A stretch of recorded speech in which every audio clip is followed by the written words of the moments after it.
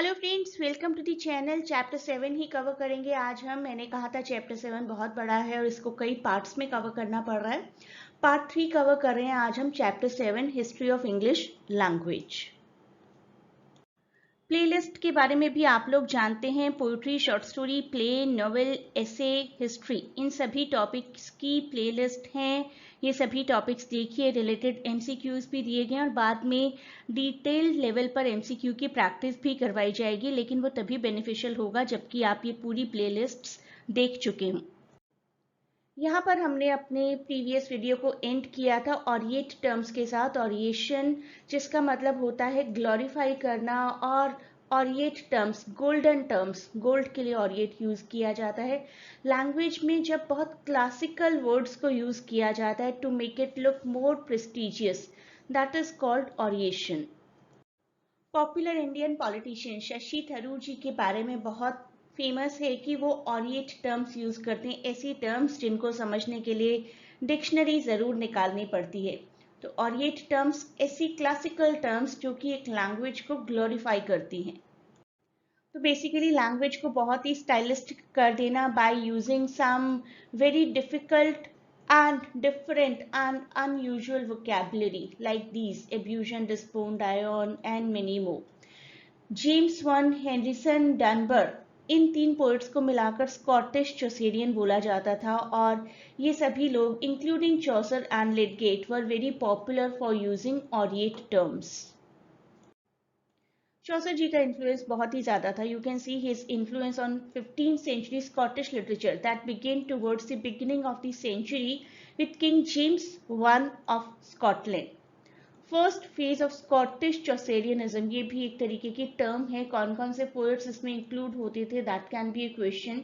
It was followed by a second phase comprising the works of Robert Henryson, William Dunbar and Gavin Douglas. Robert Henryson, William Dunbar, Gavin Douglas, किन poets को Scottish Chaucer बोला जाता था, that can be a very good question. Many of the most vivid and forceful words in English are French, and even where French and Latin words are more literary or learned, तो इसको हम कहेंगे synonyms at 3 levels।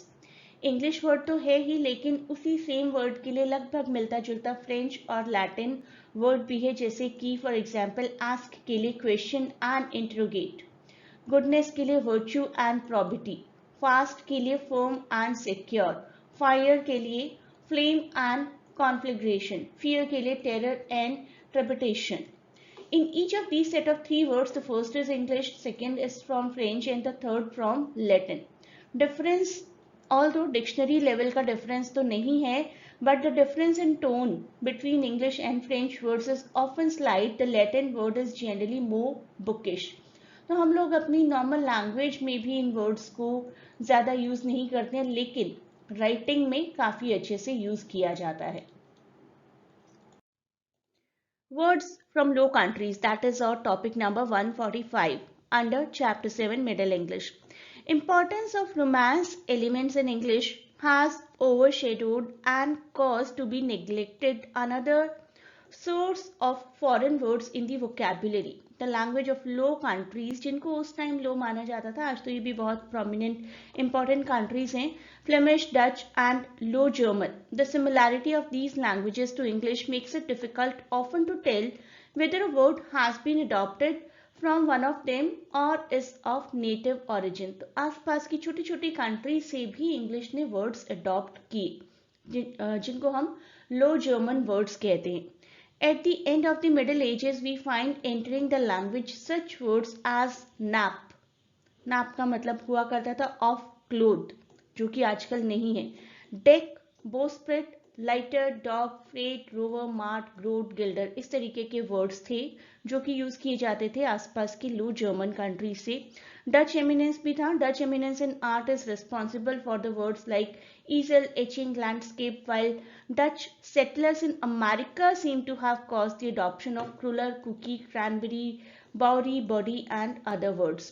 तो English language में धीरे धीरे लो English country से लो neighbouring countries के वर्ड्स भी आ रहे थे। डायलेक्टिकल लेवल पर भी डाइवर्सिटी का आना काफी ऑब्वियस था। One of the striking characteristics of Middle English is its great variety in the different parts of England. This variety was not confined to the forms of spoken language as it is to great extent today, but appears equally in written language. तो dialectical difference होता है कि basically एक word को किसी अलग तरीके से ट्रीट किया जाता है किसी प्लेस पर और दूसरे ही प्लेस पर किसी अलग तरीके से ट्रीटमेंट होती है उसी सेम वर्ड की. William of Malmesbury had complained of the harshness of the speech of Yorkshire, saying that Southerners could not understand it. Such observations continue in subsequent centuries. तो कौन सा ऐसा पर्सन था जिसने कंप्लेन की कि language of Yorkshire comparatively harsh है और सदर्नर्स उसको नहीं समझ सकते. William of Malmesbury was the foremost English historian of the 12th century. Even the author of the Cursor Mundi, Cursor Mundi के बारे में हम लोग पहले भी बात कर चुके हैं. Northern pome of about 1300. So this author notes that he found the story of very popular book Assumption of the Lady in Southern England and turned it into his own dialect for northern people. तो लोगों का मानना था कि northern और southern में बहुत dialectical difference है. Even Chaucer, by whose time a literary standard was in process of creation, sends of his Troilus and Cressida, बहुत ही पॉपुलर लिखा गया उनके द्वारा Troilus and Cressida poetry, with a famous Go Little book adding, and for there is so great diversity in English. तो चौसर अपनी language में English की diversity के बारे में बात करते हैं. And in writing of our tongue so pray I God that none miswrite the need a mystery for default of tongue. कहीं ना कहीं उन्होंने ऐसा कुछ लिखा कि इंग्लिश लैंग्वेज में इतनी ज़्यादा डाइवर्सिटी है कि आई प्रे कि कोई भी मिसराइट ना करे जिससे कि हमारी लैंग्वेज में किसी भी तरीके का फॉल्ट ना आए. मिडिल इंग्लिश के डायलेक्ट्स को 4 पार्ट्स में बांटा जा सकता है. आपको एक क्वेश्चन आ सकता है एग्जाम में. Northern, east Midland, West Midland and southern. The peculiarities that distinguish these dialects are of such a character that their adequate enumeration would carry us beyond our present purpose. And they are partly matters of pronunciation, partly of vocabulary, and partly of inflection. These 3 are the major changes in the dialects, principal dialects: pronunciation, vocabulary, and inflection. तो standard English का आना भी बहुत ज़रूरी था. आज की date में भी हम लोग स्टैंडर्ड इंग्लिश ही यूज़ करते हैं राइटिंग में, ऑर्थोग्राफी में, और धीरे धीरे स्टैंडर्ड इंग्लिश आई और ईस्ट मिडलैंड डिस्ट्रिक्ट का जो एक्सेंट और जो डायलेक्ट था उसको स्टैंडर्ड इंग्लिश की तरह यूज़ किया जाने लगा, particularly the dialect of metropolis London. तो कोई भी मेट्रोपोलिस सिटी होती है तो उसके लिए बहुत सारे कॉजेज अपने आप आ जाते हैं कि बहुत सभी हाई प्रोफाइल लोग, वेल एजुकेटेड लोग वहीं रहते हैं, तो उसका डायलेक्ट जनरली स्टैंडर्ड बन जाता है. और मेजर रीजन क्या था, was the presence of universities like Oxford and Cambridge. London English की भी अपने आप में एक इम्पॉर्टेंस थी. By far the most influential factor in the rise of standard English was the importance of London as the capital of England. Indeed, it is altogether likely that the language of the city would have become the prevailing dialect without the help of any of the factors discussed. तो सबसे बड़ा reason ही यही था कि ये capital थी और कोई रीज़न मैटर ही नहीं करता एक्चुअली.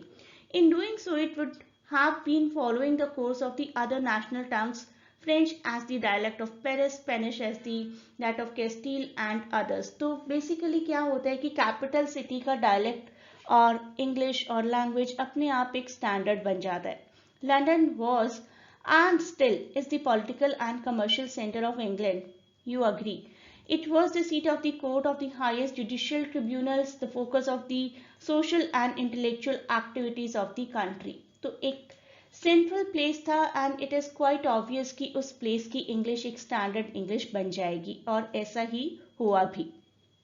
अब धीरे धीरे लंदन की इंग्लिश स्प्रेड होती गई और वही स्टैंडर्ड बन गया. वहाँ की स्पेलिंग, वहाँ की ग्रामर डेवलप हुई, उसका इन्फ्लुएंस पड़ा बाकी सब छोटे छोटे प्लेसेस पर. 1476 में प्रिंटिंग प्रेस आ गई और बहुत सी बुक्स पब्लिश होने लगी लंदन में. किक्सटन, विलियम किक्सटन, जिन्होंने इंट्रोड्यूस किया था प्रिंटिंग प्रेस को, the first English printer, used the current speech of London in his numerous translations and the books that issued from his press and from the presses of the successors, gave a currency to London English that assured more than anything else its rapid adoption.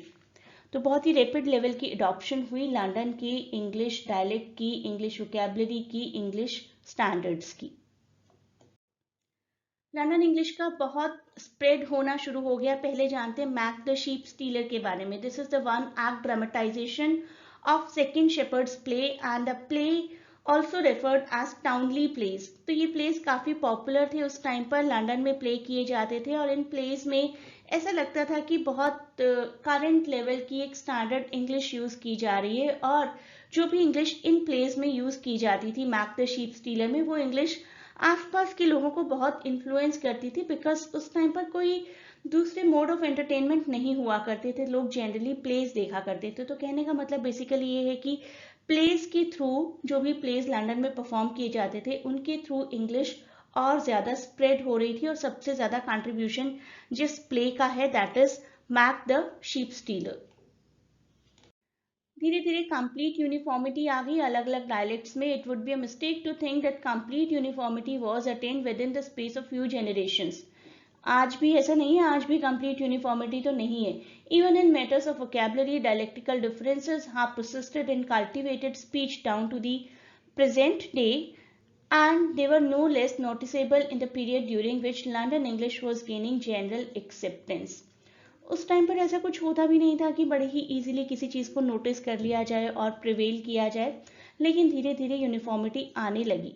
How difficult it was may be seen from the remarks that Caxton को अब आप जानते हैं अच्छे से, Caxton prefixed to his Enneads a paraphrase of Virgil's Aeneid that he translated from French and published in 1490. देखिए क्या लिखते हैं Caxton. After diverse works made, translated and achieved, having no work in hand, I sitting in my study whereas lay many diverse pamphlets and books, happened that to my hand came a little book in French, which late was translated out of Latin by some noble clerk of France, which book is named Endois, and when I had advised me in this said book, I deliberated and concluded to translate it into English, and 40th take a pen and yank, and wrote a leaf or 20, which I oversaw or Jane to correct it.